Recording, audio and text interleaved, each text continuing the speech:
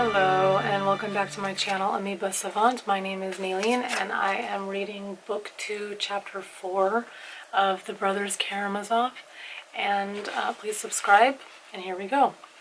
A lady of little faith. Watching the elder talking to these humble women and blessing them, Mrs Koklakov kept wiping away her tears with a little handkerchief. She was a sentimental lady with many genuinely kind impulses. When the elder finally approached her, she looked at him ecstatically. "I've experienced so much watching this inspiring scene that—" She was too moved to finish. "Oh, I understand why the simple people love you. I myself love ordinary people. I want to love them. Besides, how can one help loving our wonderful Russian people, so simple in their very greatness?" "How does your daughter feel? Did you want to talk to me again?" "Oh, I begged for an interview. I requested it most insistently. I was prepared to go down on my knees to stay kneeling before your windows for 3 whole days if I had to, until you received me.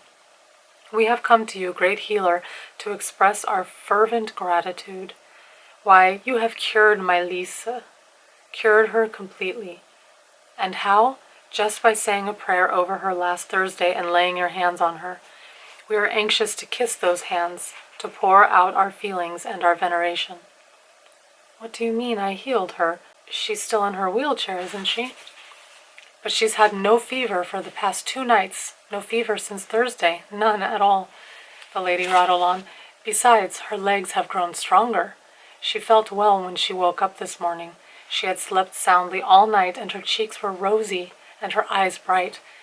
She used to cry all the time, but now she is cheerful and she keeps laughing. Today she actually demanded to be allowed to get up, to stand on her feet, and she did stand up for a whole minute without any help. She wants to make a wager with me that in a fortnight she'll be dancing the quadrille. I called in the local doctor, Herzenstube, to see her, and he just spread his arms wide in amazement. 'I'm stunned,' he said. 'I just can't explain it.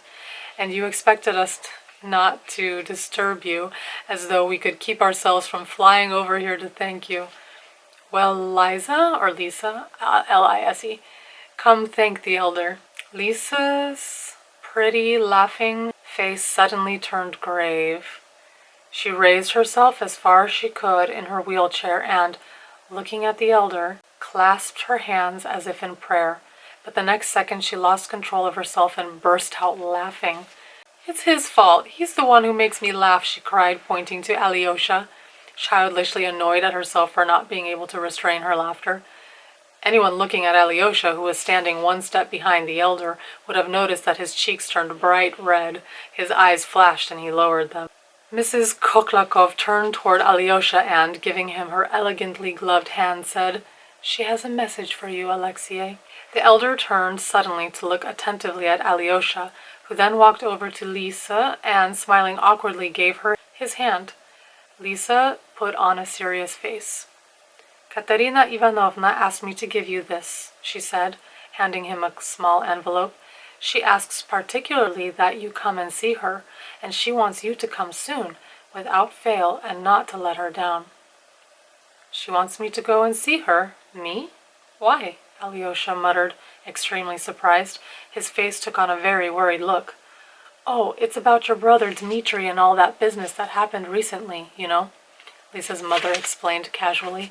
"Katerina has made up her mind on a certain subject, and she absolutely must see you first." "Why must she?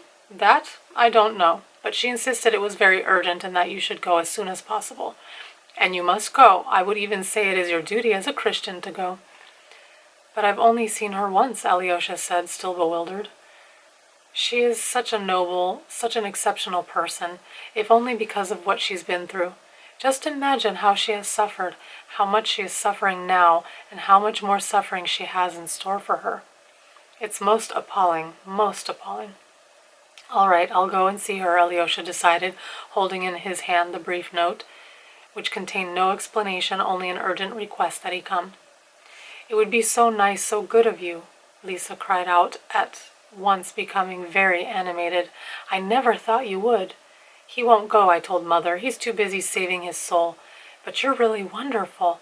I always thought you were wonderful, and I'm happy to tell you so."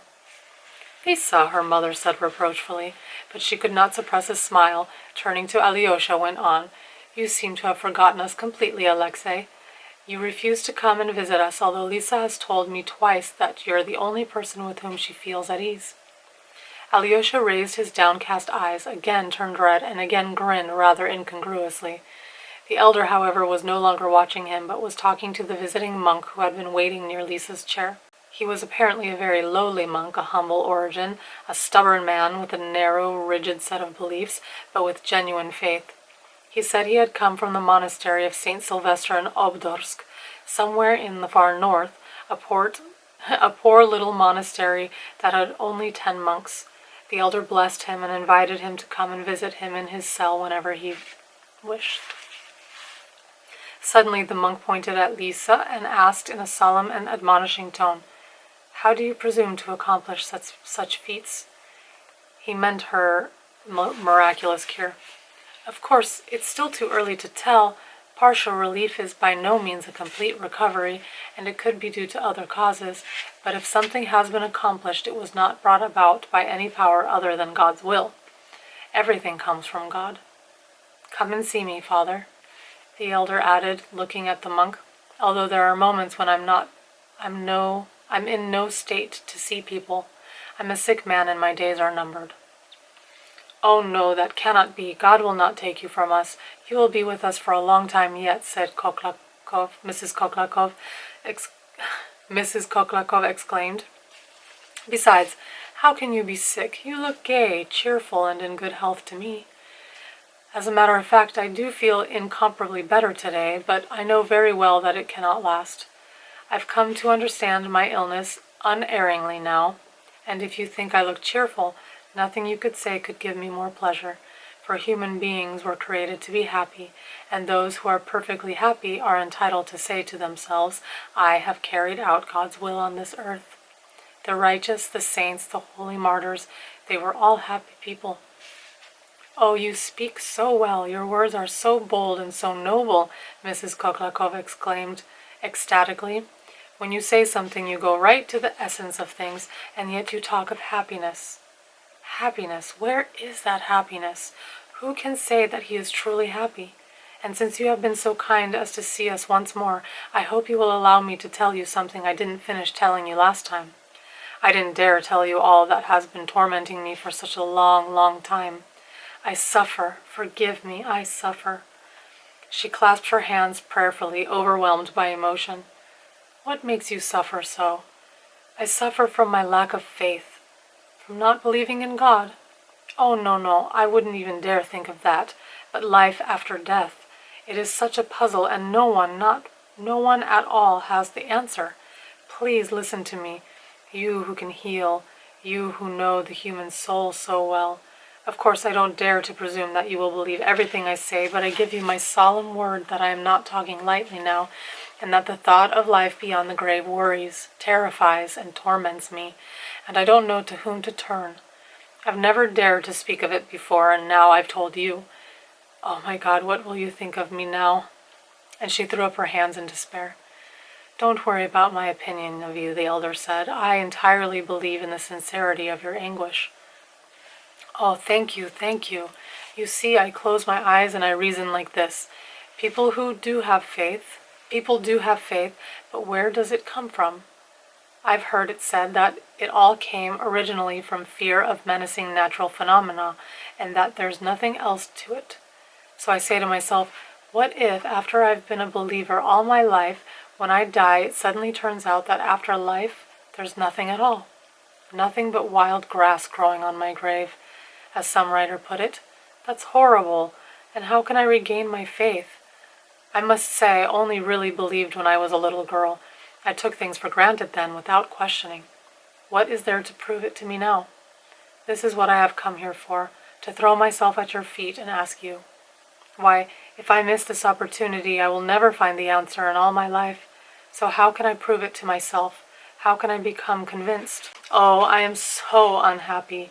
When I look around me, I realize that people don't care, hardly anyone does, and I'm the only one who cannot bear it. It is dreadful, just dreadful." I am sure it is dreadful, but nothing can be proved, although one can become convinced. How? By what? By acts of love. Try to love your neighbors, love them actively and unceasingly, and as you learn to love them more and more, you will be more and more convinced of the existence of God and of the immortality of your soul. And if you achieve complete self-abnegation in your love for your fellow man, you will certainly gain faith, and there will be no room in your soul for any doubt whatsoever. This has been tested. This is the true way. Acts of love, that's another problem, and what a problem. You see, I love mankind so much that, believe it or not, there are moments when I would like to give up everything, abandon Lise and become a hospital nurse. I close my eyes and let my imagination wander, and during those minutes I feel an irresistible strength within me. No wounds, no infected sores, however terrible, could frighten me away then. I would clean them with my own hands. I would look after those sufferers. I would be ready to kiss their sores. It is good that you think of these things rather than others, but it would be very nice if you actually performed some good deed.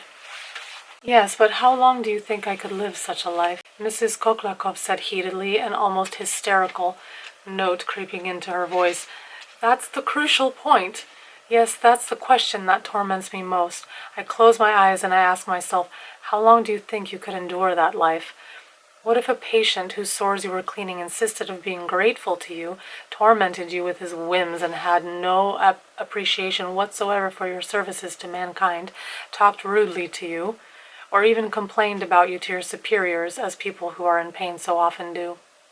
What would happen then? Would you go on loving him or not? And I must tell you that, to my own dismay, I have come to this conclusion. If anything could dampen my active love for mankind, it is ingratitude. In other words, I'm willing to work if I'm paid for it, but I want to be paid at once. I want to be praised and paid for love with love. Otherwise, I'm quite incapable of loving anyone. She seemed to be in a paroxysm of sincere self-depreciation, and, as she finished, there was a challenge to the elder in her eyes. That's exactly what a doctor told me quite some time ago, the elder remarked. He was not a young man, and he was certainly intelligent. He was just as sincere as you are, although he spoke in an amused tone, with a sort of bitter humor. I love mankind, he said. But I find to my amazement that the more I love mankind as a whole, the less I love individual people. In my thoughts, the doctor told me, I often visualize ecstatically the sacrifices I could make for mankind, and indeed, I might even accept martyrdom for my fellow men if circumstances suddenly demanded it of me. In actual fact, however, I cannot bear to spend 2 days in the same room with another person. And this I know from personal experience. Whenever someone is too close to me, I feel my personal dignity and freedom are being infringed upon. Within 24 hours I can come to hate the best of men, perhaps because he eats too slowly, or because he has a cold and keeps blowing his nose. I become a man's enemy, he said, as soon as he touches me.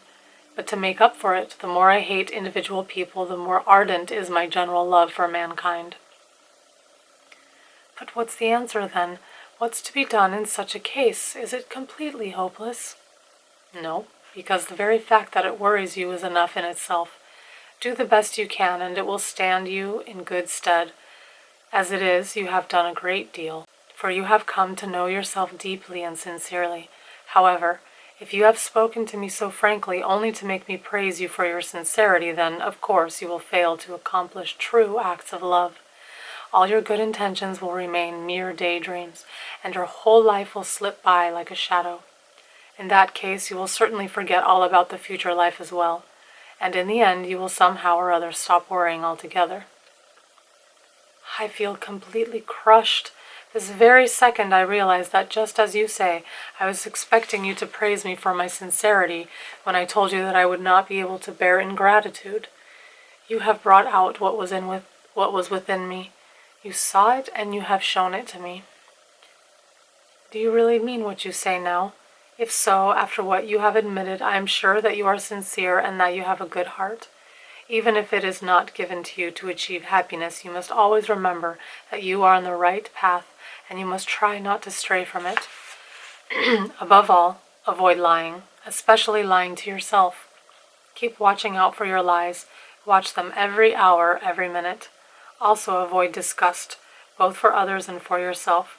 Whatever strikes you as disgusting within yourself is cleansed by the mere fact that you notice it. Avoid fear, too, although fear is really only a consequence of lies. Never be afraid of your petty selfishness when you try to achieve love, and don't be too alarmed if you act badly on occasion. I'm sorry I cannot tell you anything more reassuring.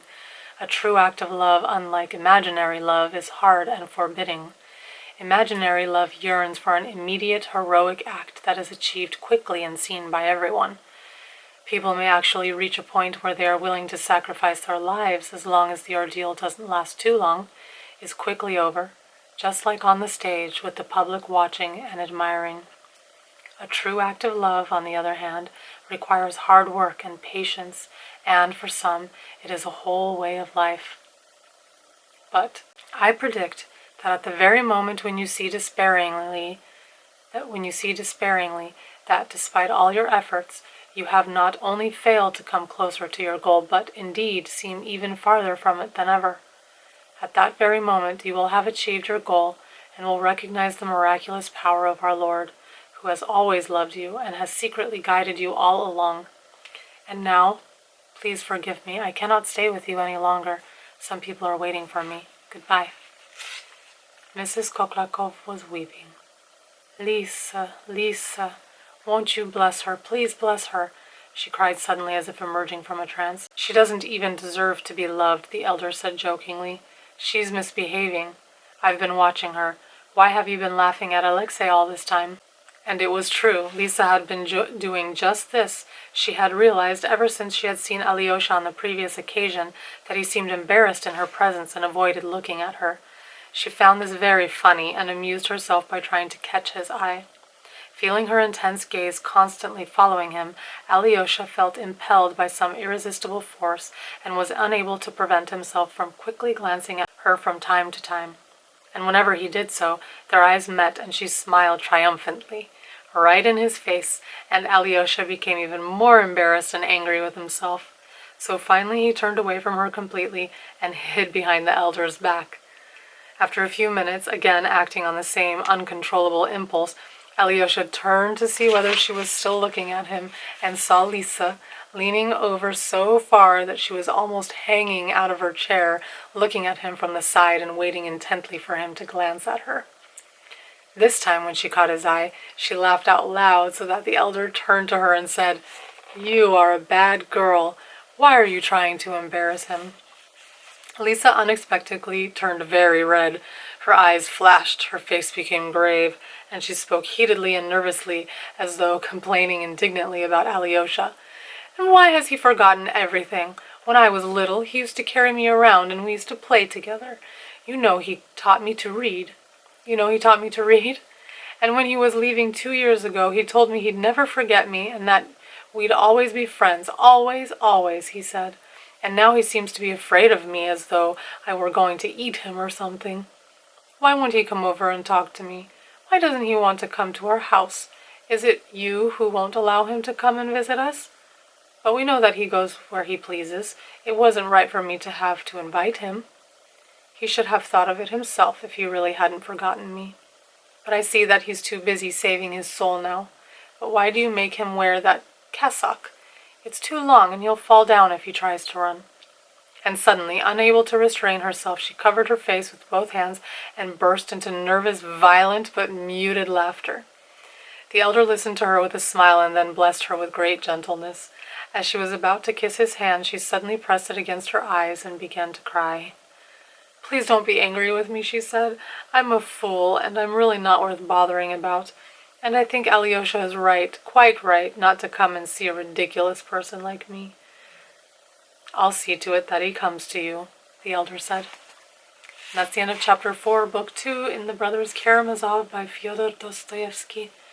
I hope to see you in the next video. Please subscribe to my channel. I'm trying to get to 50 subscribers so I can read live. And I'll see you in the next video where I read chapter 5 called So It Shall Be and So Be It. See you in the next video.